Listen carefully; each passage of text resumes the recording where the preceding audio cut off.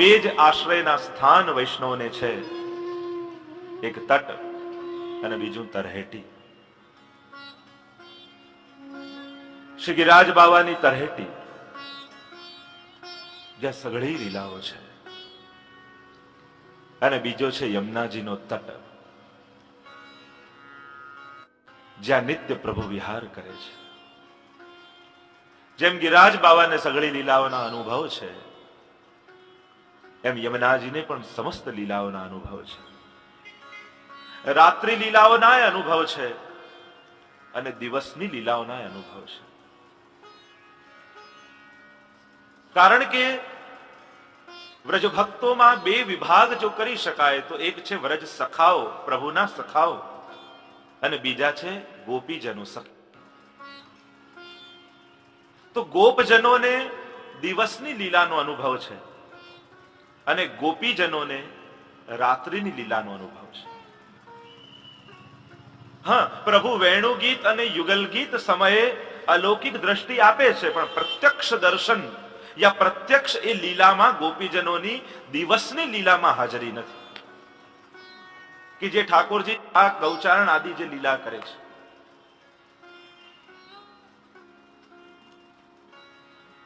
પણ એક ગોપ અને એક ગોપી એવા છે જેને દિવસની લીલાનો અનુભવ છે ને રાત્રિ લીલાનો અનુભવ છે.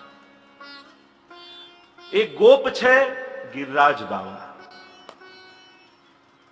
જે ગિરિરાજના 5 સ્વરૂપ કહેવામાં આવે છે, એમાં એક ગ્વાલનું સ્વરૂપ પણ ગિરિરાજ બાવાનું છે. અને એક ગોપી છે શ્રી યમુનાજી. એમ તો શ્રી વલ્લભની કરુણા અષ્ટ સખાઓ પર પણ છે, અને વાર્તા સાહિત્યમાં જેટલા પણ વૈષ્ણવો છે એના નિત્ય લીલાના જે સ્વરૂપો છે, એમાં આ અષ્ટ સખા એક એવા છે કે દરેકના બે બે સ્વરૂપ છે. એમનું સખા સ્વરૂપ પણ છે અને સખી સ્વરૂપ પણ છે. તમે જ્યારે ભાવના વાંચશો અને નિત્ય લીલાનું સ્વરૂપ જ્યારે વાંચશો તો 8 સખાઓના 2 સ્વરૂપો મળશે, એક સખા સ્વરૂપ અને એક સખી સ્વરૂપ. સખા સ્વરૂપે આ અષ્ટ સખાઓ દિવસની લીલાનો આનંદ પણ માણે છે અને સખી સ્વરૂપે રાત્રિ લીલાનો અનુભવ કરે છે. રાસાદિક લીલાઓનો અનુભવ આ અષ્ટ સખાઓને છે. અને એટલે જ આ 41 પદમાં અષ્ટ સખાઓની વાણી પણ પ્રમાણિત રૂપે ગણી. આપણે ત્યાં અષ્ટ સખાની વાણી જ ઠાકોરજી આગળ ગવાય એમ કહ્યું, કારણ આમને બંને લીલાઓનો અનુભવ છે. પણ પ્રધાન રૂપે પ્રભુની સખાઓમાં કોઈ સિરમોર હોય તો એ ગિરિરાજ બાવા છે. અંતાય મદ્રિર્બલા હરિદાસ વર્યો, હરિના દાસોમાં શ્રેષ્ઠ કોઈ હોય તો એ ગિરિરાજ બાવા છે. અને હરિના દાસીઓમાં કોઈ જો શ્રેષ્ઠ હોય તો શ્રી યમુનાજી છે. સદા સંયોગીની છે.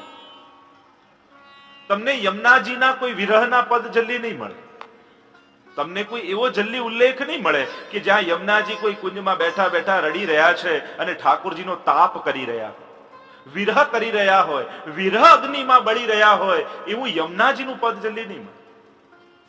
કેમ? કારણ યમુનાજીને સદા સંયોગનો અનુભવ છે અને એટલે સદા સુહાગીન કહેવામાં આવે. સદા સંયોગ રસમાં જે તરબોળ છે એ શ્રી યમુનાજી છે. તો હરિના દાસીઓમાં શ્રેષ્ઠ શ્રી યમુનાજી છે. અને આપણે તો 108 સ્વરૂપે યમુનાજીનું અહીંયા અભિવાદન કરીએ છીએ. એક વસ્તુ યાદ રાખજો, જાતે જ પૂજન કરવાનો આગ્રહ રાખજો. ભાઈઓને એમ થાય બહેનો કરે છે ને ક્યાં વાંધો છે, ઘરેથી કરે છે. એક વસ્તુ યાદ રાખો, પુણ્યમાં ભાગ મળે પણ ભક્તિમાં ભાગ નથી મળતો. આ કોઈ પુણ્ય કાર્ય નથી. પુણ્યમાં ભાગ મળે કે આને પેલું દાન કરી દીધું ને તમે હાથ લગાવીને આપી દીધું, યા કોઈ સત્કર્મ કરી લીધું તો અર્ધાંગીની હોય કે અર્ધાંગનો હોય તેનો અડધો ભાગ મળે. પુણ્યમાં ભાગ છે, ભક્તિ અને ભાવમાં તો જે કરે એને જ મળે. કૃપામાં ભાગ નથી મળતો. ભક્તિમાં ભાગ નથી મળતો, ભાવમાં ભાગ નથી મળતો. એટલે જુઓ, મુક્તિ કોઈ કરી શકે, પણ સદગતિ તો પોતે જ કરવી પડે. મુક્તિ આપણી પર ઘણા કે આ કથા કરીને આ કર્યું, આ સત્કર્મ કર્યું, આમ કરીને આની મુક્તિ કરાવી, તો કદાચ મુક્તિ બીજો કોઈ કરી શકે, પણ સદગતિ તો પોતે જ સાધવી પડે છે. તો આ ભક્તિનું આરાધન એટલે જુઓ, બંનેમાં પૂજન શબ્દ આવે છે, યમુનાજી અને ગિરિરાજજી બંનેમાં. તમે જ્યારે પણ વ્રજમાં જશો તો કોઈને પૂછો કે જઈ આવ્યા, કે હા, શું કર્યું? ગિરિરાજજીનું પૂજન કર્યું અને યમુનાજીનું પૂજન કરીને આવ્યા. ક્યારે તમને આ શબ્દ નહીં મળે કે યમુનાજીની સેવા કરીને આવ્યા કે ગિરિરાજ સેવા કરીને આવ્યા. પ્રાયઃ આપણે ત્યાં આ બે જણાનું પૂજન પ્રસિદ્ધ છે. બોલવામાં વધારે એ જ કહીએ છીએ આપણે, યમુના પૂજન અને ગિરિરાજજીનું પૂજન. અને જ્યાં પૂજન શબ્દ આવે ત્યાં એ ભોગ પણ જાહેરમાં આરોગે, ખુલ્લામાં આરોગે, એમનું પૂજન પણ ખુલ્લામાં થાય, એમના શૃંગાર પણ ખુલ્લામાં થાય.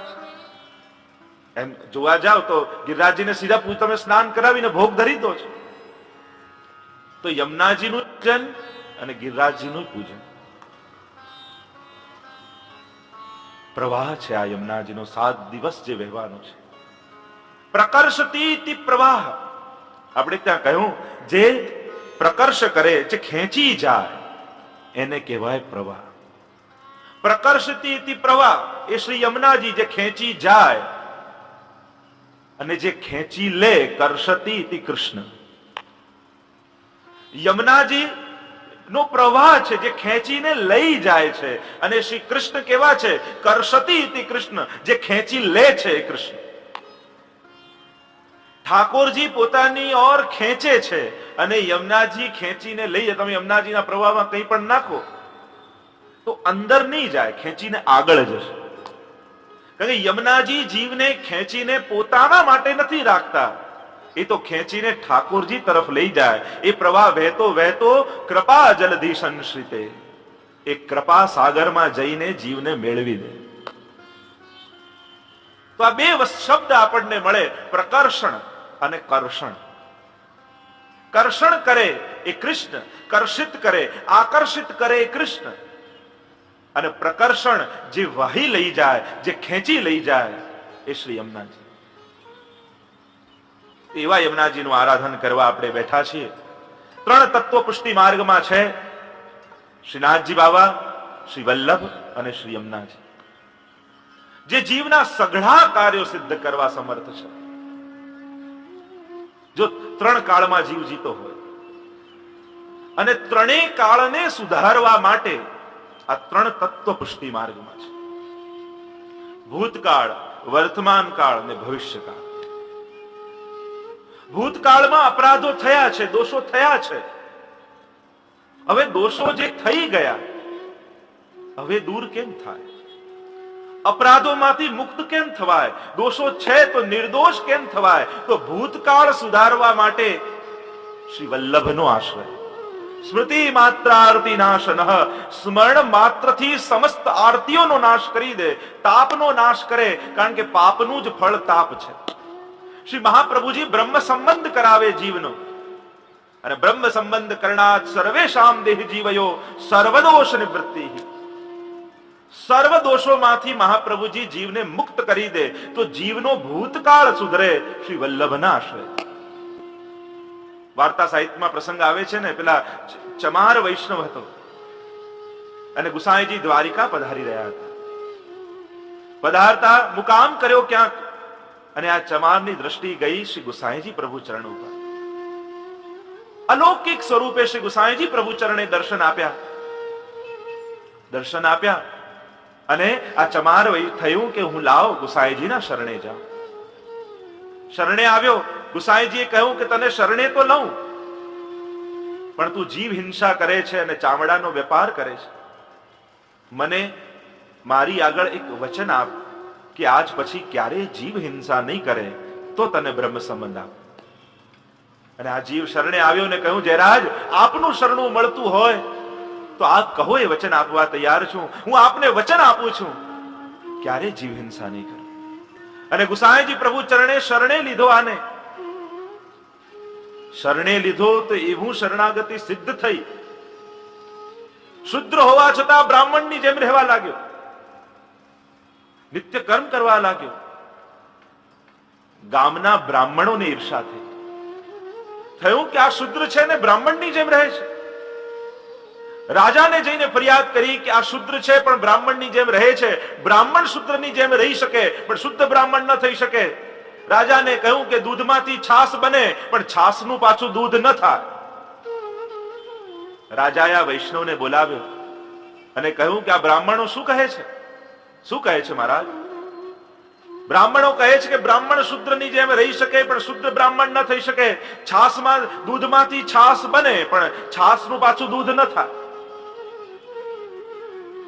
એ વૈષ્ણવે કહ્યું કે હે મહારાજ, જો ગુસાઈજીની કૃપા થાય ને તો છાશનું દૂધ બની શકે. આ શુદ્ર પણ બ્રાહ્મણ બની શકે, સાબિત કરીને બતાવો. અને વૈષ્ણવે કહ્યું કે લાવો મહારાજ છાશનો લોટો. રાજાએ છાશનો લોટો ભરીને આ વૈષ્ણવના હાથમાં આપ્યો. વૈષ્ણવે હાથમાં લોટો લીધો અને મનોમન ગુસાઈજીનું સ્મરણ કર્યું. વિનંતી કરી, જયરાજ, જો મારી શરણાગતિ સાચી હોય અને સાચા હૃદયથી આપે મારું શરણું સ્વીકાર કર્યું હોય તો આપની કૃપાનો પ્રતાપ અહીંયા બતાવો. અને ઇતિહાસ લખે છે કે જ્યાં ગુસાઈજીનું સ્મરણ કર્યું અને છાશનો લોટો રાજાને આપ્યો, જ્યાં રાજાએ પીધું અને અનુભવ થયો કે છાશમાંથી દૂધ બની ગયું. શ્રી વલ્લભનું શરણું લે તો સમસ્ત દોષોમાંથી મહાપ્રભુજી નિવૃત્ત જીવને કરે છે. જીવનો ભૂતકાળ સુધરે શ્રી વલ્લભની શરણથી, જીવનું વર્તમાન સુધરે શ્રીજીની શરણથી. શ્રીનાથજીની શરણમાં જાય અને શ્રીનાથજી પોતાની સેવાનું દાન આપે, સેવાનો અધિકાર આપે અને કૃષ્ણ સેવા સદા કાર્ય સેવામાં જોડાય તો એનું વર્તમાન સુધરે અને જીવનું ભવિષ્ય સુધરે. શ્રી યમુનાજીની શરણથી ભાગ્ય સૌભાગ્ય શ્રી યમને જુદેહી. ભવિષ્ય શેમાં છે? ભાગ્યમાં. જે ભાગ્યમાં લખાયું છે મળવાનું છે તો એ ભાગ્ય વિધાત્રી કોણ છે પુષ્ટિ માર્ગની? તો કહું શ્રી યમુનાજીના શરણે જાય તો આ જીવનું સૌભાગ્ય સુધરી જાય. તો એવા શ્રી યમુનાજીના શરણે આપણે બધા જ છીએ. સંગ રંગ ભરી કરી કલોલે, सबन को सुख देन पिय संग करत सैन, चित्त में तब परत चैन जब ही बोले. આનંદ કિલ્લોલ કરી રહ્યા છે શ્રી યમુનાજી. એ આનંદ ક્યાંથી આવ્યો? કે જે પરમાનંદનો સંગ થયો એટલે આનંદ હૃદયમાં ઉમડ્યો છે. પિય સંગ, પિયનો સંગ છે, પ્રિયતમનો સંગ છે. પિય સંગ રંગ ભરી કરી કલોલે. તમે જોજો, પતિ પત્ની અને પ્રિયા પ્રિયતમ દૂરથી આવતા હોય તો કેમ ખબર પડે? આ પતિ પત્ની છે કે પ્રિયા ને પ્રિયતમ છે ઓળખવું હોય તો સહેલો ઉપાય. જો પતિ જ્યાં પુરુષ આગળ ચાલતો હોય અને સ્ત્રી પાછળ હોય તો સમજી લેવું આ પતિ પત્ની છે, અને જેમાં સ્ત્રી આગળ હોય ને પુરુષ પાછળ હોય તો સમજી લેવું આ પ્રિયા પ્રિયતમ છે. આ સરળ ઉપાય. તો અહીંયા તો પિય સંગ રંગ ભરી કરી કલોલે. જોજો તમે ધ્યાન, અહીંયા પ્રભુ સાથે કિલ્લોલ કરતા શ્રી યમુનાજી આગળ આગળ ચાલે અને પાછળ પાછળ શ્રી ઠાકોરજી આવે. આગળના પદોમાં પણ આવે છે બ્રજનાથ સંગ ડોલે. સાથે છે પણ સાથે સાથે નથી, આગળ પાછળ છે. શ્રી યમુનાજી આગળ આગળ ગતિ કરી રહ્યા છે અને એમની પાછળ પાછળ ઠાકોરજી. પિય સંગ રંગ ભરી, અનેક ભાવોથી ભરેલા શ્રી યમુનાજી છે. ભાવ વિભાવ અનુભાવ અનેક અનેક ભાવો યુક્ત યમુનાજી સાથે ઠાકોરજી સાથે યમુનાજી કિલ્લોલ કરી રહ્યા. પિય સંગ રંગ ભરી, એ રસમાં ભરેલા શ્રી યમુનાજી કરી કલોલે. ઠાકોરજીના રંગે રંગાયેલા. એટલે કાલે જ આપણે જયારે દર્શન કર્યું યમુના વિગતનું તો હરિરાયજી કહ્યું કૃષ્ણામ કૃષ્ણ સમામ કૃષ્ણ રૂપામ કૃષ્ણ રસાત્મિકામ કૃષ્ણ લીલામૃત જલામ કૃષ્ણ સંબંધ કારણી. એ રંગ ભરી કેવા છે? કૃષ્ણમય થયા છે શ્રી યમુનાજી. હરિરાયજી વિસ્તાર કરતા કહ્યું કૃષ્ણ પ્રિયામ કૃષ્ણ મુખ્ય રસ સંગમ દાયિનીમ કૃષ્ણ ક્રીડાશ્રયામ કૃષ્ણ પદવી પ્રાપિકામ અપી. આ યમુનાજી કેવા છે? રંગ ભર્યા છે એટલે ઠાકોરજીના સ્વરૂપ, સામર્થ્ય અને સ્વભાવને ધારણ કરેલા છે. જે ભગવદ ગુણ છે એ બધા જ ગુણો ભરેલા શ્રી યમુનાજી આજે દેખાઈ રહ્યા છે. કેવા કયા? કૃષ્ણ પ્રિયા. શ્રી ઠાકોરજીને અતિ પ્રિય થયા છે. કૃષ્ણ મુખ્ય રસ સંગમ દાયિકમ દાયિનીમ. શ્રી ઠાકોરજીનું જે મુખ્ય સંયોગ રસ છે એ આપનારા બન્યા. કારણ કે જે સદા સંયોગ રસમાં રહેતો હોય એ સંયોગનું દાન કરે, અને જે સદા વિપ્રયોગમાં રહેતો હોય એ વિરહનું દાન કરે. વૈષ્ણવના સંગમાં પણ જેનો તમે સંગ કરો એ જે ભાવના આવેશમાં હોય એનું જ દાન કરે. જે સ્વયં વિપ્રયોગમાં હોય, જે સ્વયં વિરહમાં બળતો હોય, એના મુખથી વિરહની જ વાત આવશે. એ સંયોગ રસનો આનંદ નહીં આપે. શ્રી મહાપ્રભુજીનું સાનિધ્ય કેળવશો, શ્રી વલ્લભનું સાનિધ્ય કેળવશો, એ તમને વિપ્રયોગનું દાન કરશે, તાપાત્મક ભક્તિનું દાન કરશે. અને શ્રી યમુનાજીનું સાનિધ્ય કેળવ્યું એ સંયોગનું દાન કરશે. શ્રી યમુનાજીના સાનિધ્યમાં તમે 41 પદ જોઈ લો, એક જ વાત આવશે કે તમને લઈને ઠાકોરજી સાથે જોડે, અને ઠાકોરજીનું ધ્યાન કેન પ્રકારે તમારી ઓર ખેંચે. યમુનાજીનું કાર્ય છે. અને શ્રી મહાપ્રભુજી તાપાત્મક ભક્તિ આપશે. શ્રી વલ્લભની શરણે જશો, એ સ્વયં વિરહમાં છે, તમને વિરહાનલ છે, વૈશ્વાનર છે. હુતાશમ, જે વલ્લભાષ્ટકમાં પણ શબ્દ પ્રયોગ કર્યો ગુસાઈજી, એ વિરહ અનલ છે. શ્રી વલ્લભનું સાનિધ્ય કેળવતા જ એ તાપાત્મક ભક્તિ તમારી અંદર પ્રગટ કરે તો શ્રી ઠાકોરજીના સંયોગ રસ, જે મુખ્ય રસ છે, એના દાયિની છે. કૃષ્ણ ક્રીડાશ્રયામ, શ્રી કૃષ્ણની ક્રીડાના આશ્રય રૂપ યમુનાજી છે. શ્રી યમુનાજીનો આશ્રય લઈ શ્રી ઠાકોરજી વિવિધ ક્રીડાઓ કરે છે. અને છેલ્લે કહ્યું કૃષ્ણ પદવી પ્રાપિકામ, શ્રી કૃષ્ણના માર્ગને આપનારા શ્રી યમુનાજી છે. પ્રભુને શોધતા ગોપીજનો જ્યારે યમુનાજીનો આશ્રય કર્યો ત્યારે એમને ઠાકોરજીનો અનુભવ થયો. ગોપી ગીત ગાયું, પણ જ્યારે યમુનાજીના તટનો આશ્રય કર્યો તો યમુનાજીની કૃપાથી નિસ્સાધનતા પ્રાપ્ત થઈ, અને નિસ્સાધન બનાવી યમુનાજીએ ઠાકોરજીનો સંયોગ કરાવી દીધો. પિય સંગ રંગ ભરી કરી કલોલે. કલોલે એટલે આનંદ યુક્ત, કિલ્લોલ કરતા. કારણ કે આનંદ, રસ, ઉત્સાહ, પ્રેમ જ્યાં સુધી પ્રગટ ન થઈ જાય ત્યાં સુધી એનો પૂર્ણ રસનો અનુભવ નથી થતો. ગોપી ગીતના સુબોધનીમાં પણ મહાપ્રભુજી આજ્ઞા કરી, અંતસ્થિતો રસઃ પુષ્ટો બહિશ્ચેન વિનિર્ગત તદા પૂર્ણો નયુ ભવેત ઇતિ વાગ નિર્ગમસ્તથા. મહાપ્રભુજી કારિકામાં આજ્ઞા કરે છે કે ગોપીજનોના હૃદયમાં રહેલો, અંતરમાં રહેલો એ રસ આ વાણી દ્વારા નિશ્રિત થઈ રહ્યો છે. કારણ કે જ્યાં સુધી હૃદયમાં રહેલો રસ પ્રગટ ન થઈ જાય ત્યાં સુધી એ પૂર્ણ થતો નથી. બહુ આનંદ આવે ત્યારે તમે મૌન ન રહી શકો, બહુ ઉત્સાહમાં હોય તમે ત્યારે મૌન ન રહી શકો, બહુ પ્રેમના આવેશમાં હો ત્યારે તમે મૌન ન રહી શકો. નંદ મહોત્સવ અહીંયા ચાલતો હોય, કોણ અદબ પાડી નામ બેઠું રહે? જે ક્યારે નાચતો ન હોય એને અહીંયા તો હાથ આમ તો થવા જ લાગે. રસ ક્રીડા દ્વારા અનુભવ એ ઉછલિત થાય છે, પૂર્ણ થાય છે. પ્રેમ छिपाया ना छिपे जाघट परघट होय मुंह कछु बोले नहीं तो नैन देत हैं रोय. મુખને જો બાંધીને રાખો તો નેત્રો દ્વારા ઉછલિત થઈ જાય, બાકી રસ પ્રગટ થયા વગર રહી શકતો જ નથી. ભાવ ગમે તેટલો તમે ગુપ્ત રાખવાની કોશિશ કરો પણ સાચો ભાવ હોય તો પ્રગટ થયા વગર રહી શકતો જ નથી. નૈન અરુ બેન મેં રસજુ છાવે. બે માધ્યમ છે રસ ઉછલિત થવાના, ક્યાં વાણી દ્વારા બોલાઈ જાય, ક્યાં નેત્ર દ્વારા પ્રગટ થઈ જાય. પણ આનંદ, રસ, પ્રેમ, ઉત્સાહ આને છુપાવવાનો કોઈ ઉપાય જ નથી. આ 84-252 વૈષ્ણવોએ પોતાનો ભાવ કેટલો ગુપ્ત રાખ્યો, એટલો બધો ગુપ્ત રાખ્યો, કોઈને પ્રગટ ન થવા દીધો, છતાંય આજે લાખો ઘરોમાં વંચાય છે. એમની વાર્તા, એમનો ભાવ, એમના પ્રસંગો, એમના અનુભવ ગુપ્ત રાખવા છતાં સાચો ભાવ ઉચ્છલિત થયા વગર રહેતો જ નથી. ઉચ્છલિત ભાવ ન હોવો જોઈએ.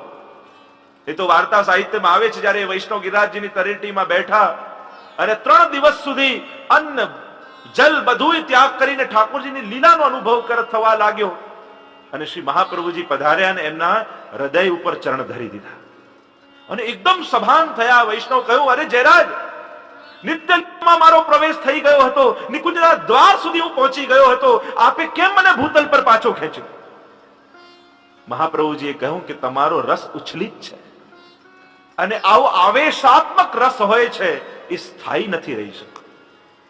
તો આવેશાત્મક ભક્તિ નહીં, પણ ભક્તિનો આવેશ હોવો જોઈએ. ફરક છે. આપણામાં આવેશાત્મક ભક્તિ આવે છે, પણ ભક્તિના આવેશમાં આપણે નથી હોતા. આપણે તો સદા ભક્તિના આવેશમાં રહેવાનું છે. જેમ તમે નંદ મહોત્સવ અહીંયા કરીને જાઓ ત્યારે ઘરમાં પણ ભલે ઘરે સોફા પર બેઠા છો તો અડધો કલાક તો નંદ કે આ નંદ ભયો, નંદ કે આ નંદ ભયો ચાલ્યા જ કરે. હવેલીમાં ડોલનો ઉત્સવ થયો અને રસિયા ગાન કરતા હોરી હે ભાઈ હોરી હે કરતા જાઓ અને ઘરે પહોંચો, નાતા હો ત્યાં નાતા નાતા હોરી હે ચાલતું હોય, ઘરમાં થોડા કામમાં લાગો, કલાક 2 કલાક સુધીનો આવેશ રહે છે. એ શું છે? રસનો આવેશ. બસ એ જ આવેશ 24 કલાકનો થઈ જાય. જેમ સેવા ભલે કલાકની હોય પણ બાકી 23 કલાક એ કલાકની સેવાનો આવેશ બન્યો રહેવો જોઈએ. અને જો આવેશમાં છો તો તમે સેવામાં જ છો. તમે ભગવત સેવાના આવેશમાં છો તો તમે અપરસમાં જ છો, સેવામાં જ છો. શ્રી યમુનાજી પણ ઠાકોરજી સાથે વિહાર કર્યા પછી કરી કલોલે એ રસના આવેશમાં ગાન કરી રહ્યા છે, યશયુક્ત ચેષ્ટા કરી રહ્યા છે, આનંદયુક્ત વિહાર કરી રહ્યા છે. સબન કો સુખ દેન પિય સંગ કરત સેન. યુગલ સ્વરૂપ લીલા તો કરી રહ્યું છે. ઠાકોરજી યમુનાજીમાં મુગ્ધ બન્યા છે, પણ યમુનાજી ઠાકોરજીમાં જ કેવલ મુગ્ધ નથી. એમને તો ક્રીડા કરીને કોઈ ભક્તોના મનોરથ સિદ્ધ કરવા છે. ઠાકોરજીને યમુનાજી સિવાય બીજું કાંઈ દેખાતું નથી. પણ યમુનાજીનું ધ્યાન પ્રભુમાં તો છે, પણ સાથે સાથે જીવમાં પણ છે, પોતાના ભક્તોમાં પણ છે, પોતાના સખીજનોમાં પણ છે. અને એટલે કહ્યું સબન કો સુખ દેન પિય સંગ કરત સેન. બધાને, દરેક ગોપીજનોને સુખ આપવા માટે ઠાકોરજી સાથે વિહાર કરી રહ્યા છે. પણ વિહાર કરતા કરતા પિય સંગ કરત સેન. સેન એટલે ઈશારો. ઈશારો કરી પ્રભુ જ્યારે આનંદમત થાય ત્યારે પ્રભુને ઈશારો કરે કે જો એ ગોપી પણ આપની પ્રતીક્ષા કરી રહી છે, અહીંયા આ કુંજમાં આ મનોરથ થયો છે, અહીંયા આ ભાવના છે, એમ કરી ઠાકોરજીને ઈશારો કરી એ ગોપીજનોની યમુનાજી સુધી કરાવે છે. સબન કો સુખ દેન પિય સંગ કરત સેન. સેન 2 જણને કરે, કાં પ્રભુને કરી જીવની સુધી લેવડાવે અને કાં ઠાકોરજીને રાસ માટે તૈયાર કરી લે અને પ્રભુ બરાબર તૈયાર થઈ જાય એટલે જીવને ઈશારો કરીને બોલાવી લે, હા પ્રભુ હવે તૈયાર થયા છે, આવ. અને ગોપી એ સમયે દોડતી આવે અને પ્રભુ એવા આનંદિત હોય કે કોઈ જેના પર કૃપા ન કરવી હોય એના પર પણ કૃપા થઈ જાય.